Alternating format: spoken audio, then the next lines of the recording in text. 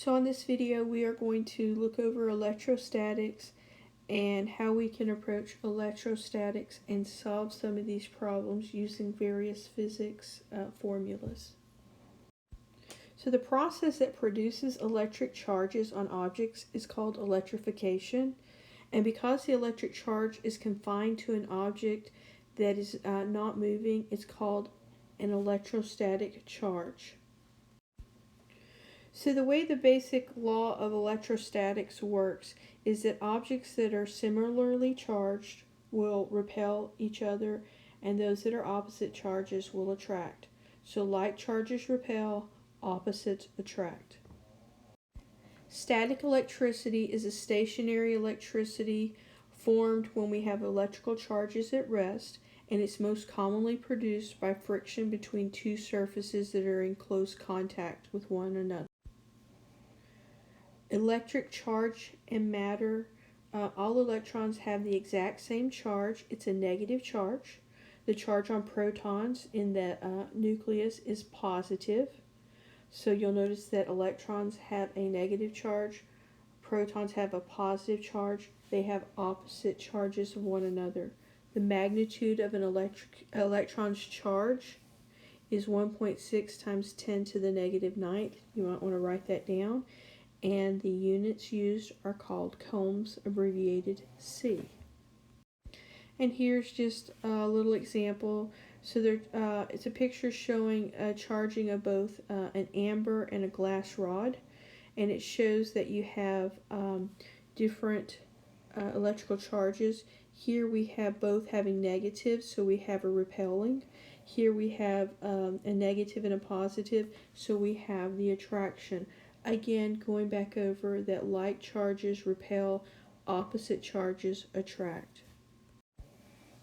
So charge is a property of subatomic particles.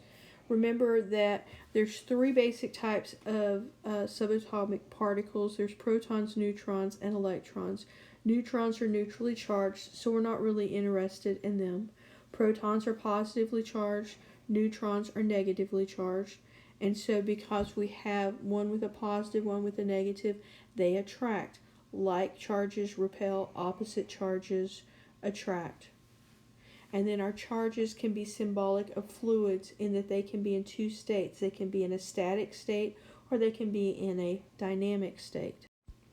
I would take the time and write down the charges for the proton, electron, and their masses. You will need these in some of the upcoming problems, especially these charges. The symbol for charge is Q. The unit is the coulomb, named after Charles Coulomb. We just call that abbreviated with a C. If we're talking about a single charged particle such as an electron or a proton, we call that an elementary charge, and we use the symbol E for that. We've heard of the law of conservation of energy, where energy cannot be created or destroyed. Charge is the same way. It is conserved. Charge cannot be created or destroyed. It can be transferred from one object to another. Even though these two charges can attract initially or repel initially, notice that the net charge will stay the same. We find that the total electric charge of the universe is constant, and electric charge is conserved. Electric charge is quantumized in units of E. The atom that has lost the electron would become more positive because it's losing a negative, becoming more positive. The atom that gains the electron is becoming more negative. Some material can become polarized, and what this means is that their atoms will rotate in response to an external charge.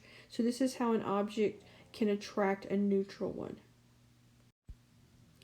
The movement of the charge is limited by the substance the charge is trying to pass through. There's two types of substances. There's conductors and there's insulators. Conductors allow the charge to move easily through, such as copper wire. Insulators restrict the movement of the charge, such as a plastic covering. There are two basic ways you can charge something. You can charge it by friction, and you can charge it by induction. Charging an object with induction means that there is no physical contact. So in this example here, we can bring a negatively charged rod very close to the sphere.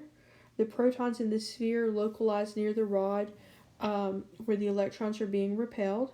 And so what we have here is we have grounding and induction going on. And notice that the rod and the sphere never come directly in contact with one another. In the case that a conductor carries excess charge, that excess charge will be distributed over the surface of the conductor. And we can see that right over here in these two diagrams. Semiconductors have properties that are between conductors and insulators.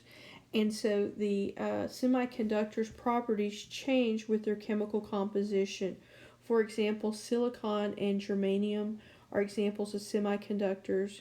Photoconductive material become conductors when light is shined on them. Those are just a few examples. In most neutral atoms or molecules, the center of the positive charge coincides with the center of the negative, so they cancel one another out. In the presence of a charged object, the centers can be slightly separated, and what happens is one side will be slightly more positive than the other side. So and this happens when we have a realignment of the charges on the surface of an insulator, and this condition is known as polarization.